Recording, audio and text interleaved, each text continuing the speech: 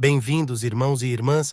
Para compreender plenamente as visões místicas de Ana Catarina Emérita, é importante conhecer brevemente quem ela é. Ana é uma seguidora de Cristo a quem o Espírito Santo concedeu o dom extraordinário da visão. Ela era como que transportada para o contexto de várias cenas bíblicas narradas nas Sagradas Escrituras. Fisicamente, ela ficava em êxtase, o que foi cientificamente confirmado como sendo de origem desconhecida, sem explicação natural.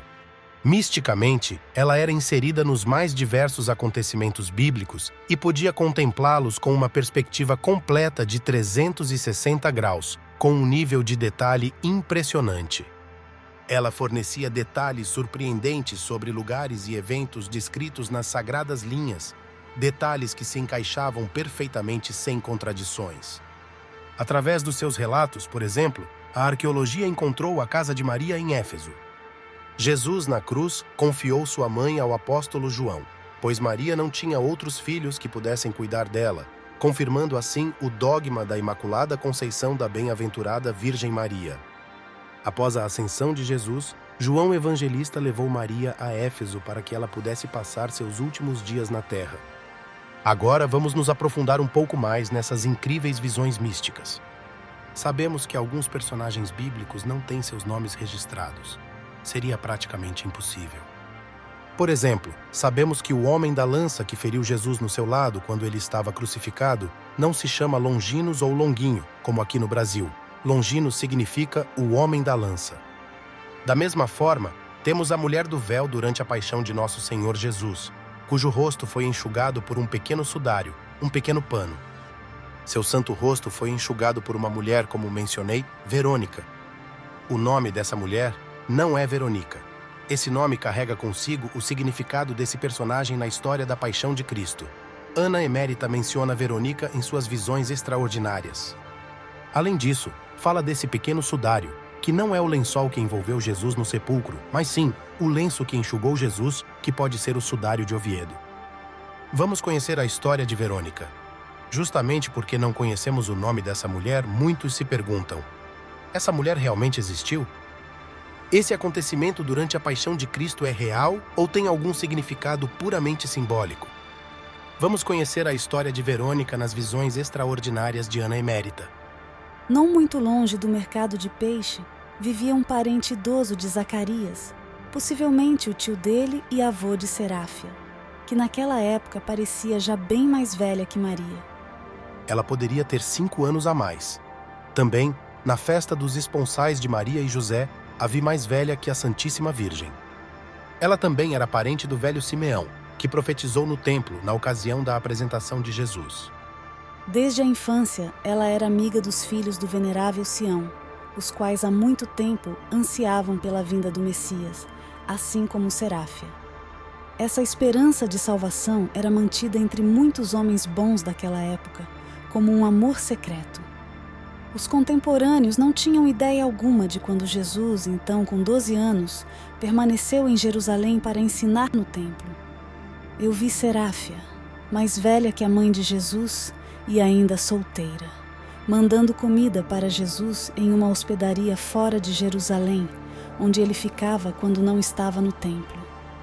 Este albergue, situado a 15 minutos de caminhada na direção de Belém, era o mesmo onde Maria e José passaram um dia e 2 noites com um casal de idosos, quando após o nascimento de Jesus, foram ao templo para apresentar o menino Jesus.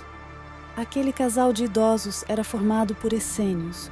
A mulher era parente de Joana de Cusa.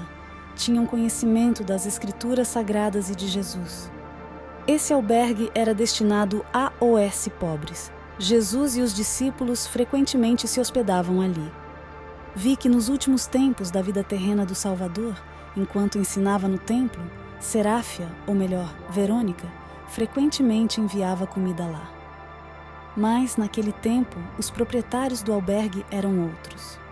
Sim, irmãos, Verônica existia. E segundo as extraordinárias visões de Ana, seu nome era Seráfia. E não só participou do momento da paixão, enxugando o sagrado rosto do Salvador, como vimos no início da visão. Seráfia enviava comida para Jesus e seus discípulos quando estavam em um certo albergue para os pobres. Seráfia se casou tarde. O marido, descendente da casta Susa, era membro do conselho do templo. No início, desconfiava de Jesus. Então Seráfia teve que suportar muito sofrimento devido a AOS seus laços próximos com Jesus e as santas mulheres. Ela foi várias vezes presa pelo marido.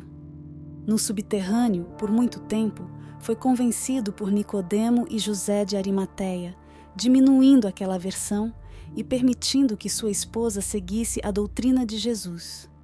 Diante do tribunal de Caifás, votou a favor de Nosso Senhor, junto com Nicodemo, José de Arimateia e outros de boa vontade, abandonando assim o sinédrio.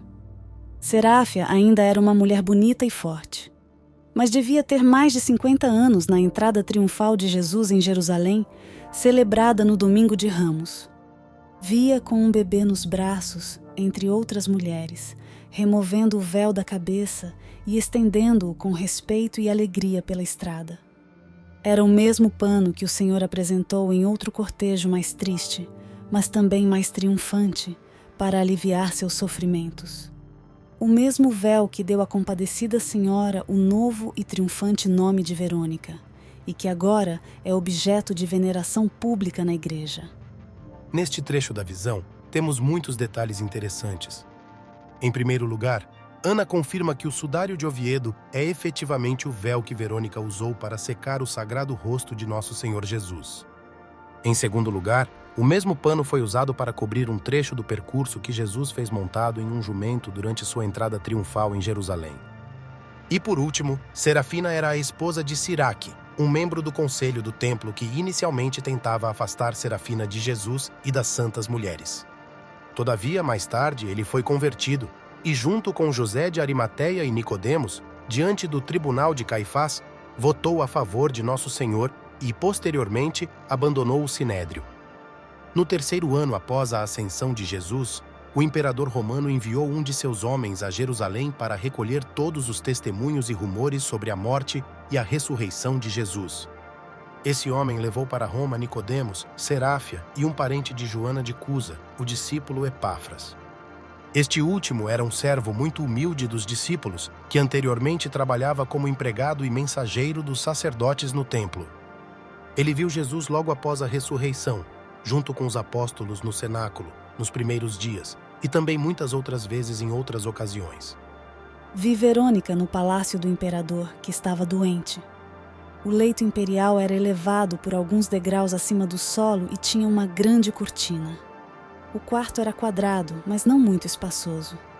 Não vi janelas, mas a luz entrava pela abertura no teto, de onde pendiam cordas para abrir e fechar cortinas e ventiladores. O imperador estava sozinho, enquanto os servidores estavam na sala ao lado. Vi que Verônica tinha consigo, além do sudário, também um pano de Jesus e estendeu o sudário diante do imperador. Era uma faixa longa e estreita que anteriormente ela usava como véu na cabeça e no pescoço. O rosto de Jesus não era como uma simples pintura, mas estava impresso no tecido com sangue. Além disso, era mais largo do que uma representação normal, pois o tecido cobria todo o rosto. No sudário que Verônica trouxera consigo, podia-se ver a impressão do corpo flagelado de Jesus, provavelmente um dos panos sobre os quais ele foi colocado antes de ser sepultado. Não vi o imperador tocar ou ser tocado por esses panos, mas ele recebeu cura apenas ao vê-los. Ele queria que Verônica ficasse em Roma, oferecendo-lhe como recompensa uma casa em campos e servos. No entanto, a piedosa cristã desejava apenas retornar a Jerusalém e morrer onde Jesus havia morrido. Vi também que ela voltou a Jerusalém com seus seguidores. E durante a perseguição aos cristãos, quando Lázaro e suas irmãs foram exilados, ela fugiu com algumas mulheres. No entanto, foi capturada e lançada na prisão, onde morreu de fome como mártir da verdade por Jesus Cristo, a quem tantas vezes alimentara com o pão terreno e que a nutrira com seu corpo e sangue para a vida eterna. Sim, meus irmãos, foi somente contemplando o provável sudário de Oviedo que o imperador se curou. Seráfia ou Verônica não desejava ser recompensada por isso e voltou para casa em Jerusalém. Durante a perseguição aos cristãos, ela foi presa e morreu de fome na prisão. Ela não recusou o senhorio de Jesus, dando sua vida pelo Evangelho. Mas o que aconteceu com o lenço que secou o rosto de Jesus? O sudário de Verônica permaneceu com as santas mulheres após sua morte, e que o discípulo Tadeu o levou consigo para Edessa, onde, assim como em outros lugares, ele realizava milagres através dele. Depois, ele foi para Constantinopla e, posteriormente, através dos apóstolos, tornou-se propriedade da igreja. Em outra ocasião, Catarina Emérita conta sobre o sudário, um pano como costumava usar ao redor do pescoço, e, às vezes, um segundo sobre os ombros. Verônica tinha um similar sobre os ombros. No caminho da cruz, oferecer tal pano era um sinal de compaixão e participação na dor ou luto. Ao ver o Senhor tão ferido e ensanguentado, ela correu para enxugar o rosto dele, que ficou impresso em um lado do tecido, com o sangue das feridas na testa e em todo o rosto. Verônica nunca esteve pessoalmente em Roma. O sudário ficou com as santas mulheres quando Marta e Maria Madalena foram exiladas em Martília. Ele foi recebido pela Mãe de Deus, através da qual chegou a Roma por meio dos apóstolos. Durante aquela perseguição a Lázaro e suas irmãs, inclusive Verônica, que era uma mulher bonita e esguia, juntamente com outras mulheres, sofreu muito. Elas fugiram, mas foram alcançadas e aprisionadas, e Verônica morreu de fome na prisão. Aqui é reiterado que Verônica morreu na prisão, pois isso fazia parte de outra parte das visões de Ana, neste caso, também sobre Verônica.